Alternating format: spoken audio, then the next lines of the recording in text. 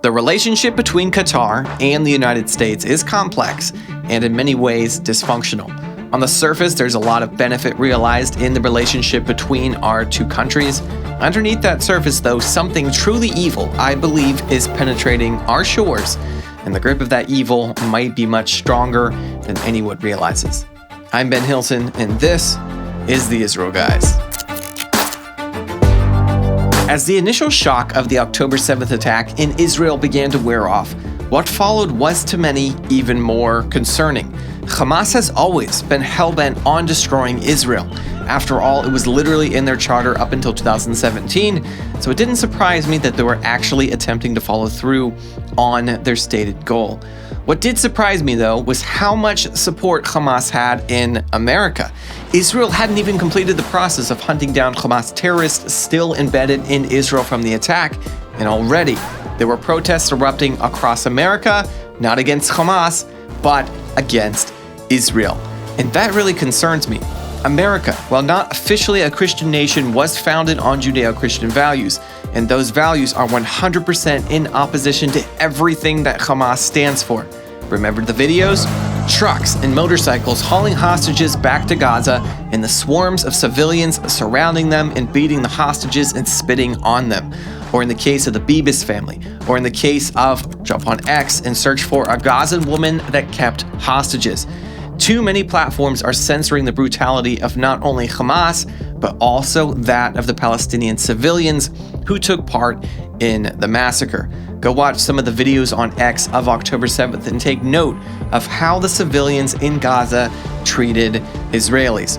And yet we have people in this great country of ours here in the United States who support Gazan civilians, who support Hamas, who will stand on the rooftop shouting genocide and war criminals as Israel defends herself and attempts to bring her hostages home. So how did we get here? How has this country fallen so far in moral clarity when it comes to Gaza? One of the answers is Qatar.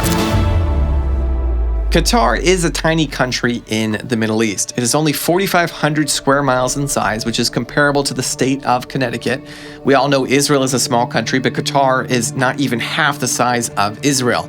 It is located on a peninsula in the Persian Gulf across from Iran and surrounded by major petroleum reserves and the third largest proven natural gas deposit in the world. The GDP of Qatar in 2023 was $213 billion. Now, compared to America's $23 trillion GDP, that may not seem like much, but the population of Qatar is only 3 million people. That ranks Qatar's GDP per capita at number 9 in the world. The US is in the number 8 position for reference. If we consider Qatar's GDP per capita at the purchasing power parity, Qatar ranks at number 4 in the world, with the US trailing in the number 9 position. And money can often buy influence, and Qatar has learned this very well.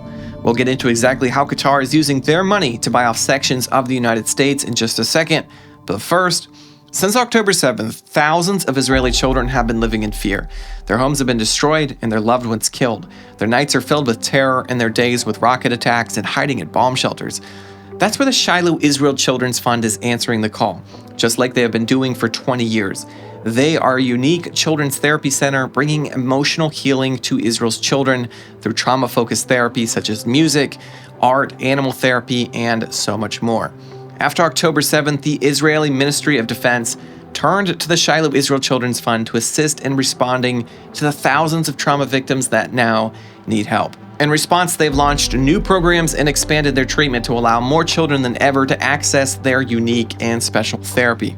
As we experience the Passover holiday that celebrates Israel's freedom from slavery, you can give freedom to Israel's children. You can give healing. We invite you to give generously today to help the children of Israel recover from the psychological suffering they've experienced in the last year and a half. The time has come for Israel's children that have been traumatized by terror to be led out of emotional and psychological captivity. Visit israelchildren.org/IG to donate now or click the link in the description below. This Passover, let the children of Israel experience freedom once again. Visit israelchildren.org/IG or click the link in the description below. So back to Qatar and their use of money in the United States. Perhaps the most relevant and recent example of all of this is the 2022 World Cup. Qatar hosted it, and it's estimated that they spent between $200 and $220 billion on it. And why not? The World Cup in 2022 was the most watched World Cup in history, garnering 5 billion views worldwide. This allowed Qatar to showcase itself as a modern, powerful, and influential world country to essentially the entire world. And now that Qatar has the eyes of the world, they are ready to channel the viewer into their perspective on how the world should function. Enter one of the most influential Arab media outlets in the world, Al Jazeera. Now, if we think that the BBC or NPR is biased, then you should probably sit down if you're going to give Al Jazeera a watch. Al Jazeera frequently frames stories in Israel and throughout the Middle East to align with their support for terrorist entities like the Muslim Brotherhood, like Hamas, or other anti-Western groups. All of this is packaged into a nice, friendly, seemingly Western format, then served to you on cable or through social media. This content gets viewed billions, yes, that's billions with a B, times every single year. And that's not all they're doing. Over the last 25 years, Qatar has invested $4.7 billion into American universities, although organizations like the NRCI have made allegations that these numbers are grossly underreported, so it could be a lot more than that. While many of the programs that Qatar funds seems harmless, such as medical or engineering programs, there's a lot of covert manipulation going on. Take Georgetown's Qatar branch that focuses on international affairs, government, and politics through its Bachelor of Science in Foreign Service program. Majors include international politics, international history, international economics and culture, and politics. These are definitely areas that America does not need foreign influence in, especially from sources sympathetic to terrorism. Possibly even more alarming is Northwestern University's Qatar branch that focuses on communication, journalism, and media studies. What could possibly go wrong there? To top all this off, the Institute for the Study of Global Anti-Semitism and Policy reported just this March that a K-12 curriculum called the Choices Program is being distributed to 1 million students annually across the entirety of the 50 states here in America. That's by Brown University. This curriculum was created and distributed based on undisclosed foreign funding, primarily from Qatar. And all of this is just the tip of the iceberg. Qatar has infiltrated our media, our schools, our colleges, our sports, and probably our politicians, which is a story for another day.